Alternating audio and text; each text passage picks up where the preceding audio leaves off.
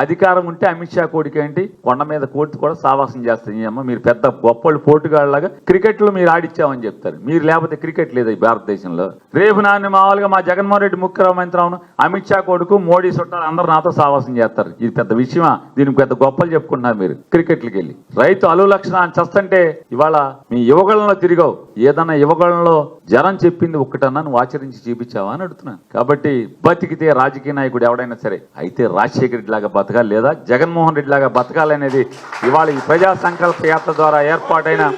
ప్రభుత్వం ద్వారా నిరూపించుకున్నారు కాబట్టి 8 సంవత్సరాలు పూర్తి చేసుకున్న సందర్భంగా జగన్మోహన్